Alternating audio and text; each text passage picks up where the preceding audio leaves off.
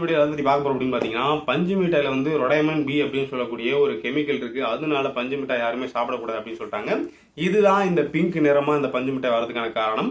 அதனால குழந்தைங்களுக்கு இதை வந்து வாங்கி கொடுக்காதீங்க, பெரியவங்களையும் இதை சாப்பிடாதீங்க. அப்படி சாப்பிட்டீங்க அப்படின்னா புற்றுநோய் வரக்கூடிய அபாயங்கள் இருக்கு. எப்படி புகையிலை, பான் மசாலா இந்த மாதிரியான பொருட்கள் எல்லாத்துலயுமே இருக்கக்கூடிய அதே மாதிரியான நச்சுகள் தான் இந்த ரொடைமன் பிலையும் இருக்கு அப்படிங்கிற மாதிரியான ஒரு விஷயத்தை அவங்க சொல்லியிருக்காங்க. அதனால பஞ்சு மிட்டாயை வந்து யாரா இருந்தாலும் தவிர்த்துருங்க. இதுக்கு பதிலா கடல மிட்டாய், எள்ளு மிட்டாய் இந்த மாதிரி ஹெல்த்தியான ஸ்நாக்ஸா வாங்கி கொடுங்க. அப்படி வாங்கி கொடுத்தீங்கன்னா தான் உங்க குழந்தையோட எதிர்காலம் அப்படிங்கிறது நல்லா இருக்குமே. அப்படின்னா அவங்க உடம்பு வந்து உணவால தானே, உணவு சாப்பிட்டு தானே வளர்றாங்க. அப்படி நல்ல உணவு கொடுத்தீங்கன்னா தான் அவங்க நல்லபடியா வளர்ந்து எதிர்காலத்தை எந்த பிரச்சனையும் இல்லாமல் இருக்கும். இப்போ அவங்க ஆசைப்படுறாங்களே நம்ம வாங்கி கொடுத்துட்டு பின்னாடி நம்ம கஷ்டப்பட போறது நம்மளும் தான். அதனால நல்ல ஹெல்த்தியான ஸ்நாக்ஸா வாங்கி கொடுங்க. இந்த மாதிரி பஞ்சு மிட்டாய், சிப்ஸ், முறுக்கு இதெல்லாம் வாங்கி கொடுக்காதீங்க அப்படின்னு தான் என்னோட கருத்து.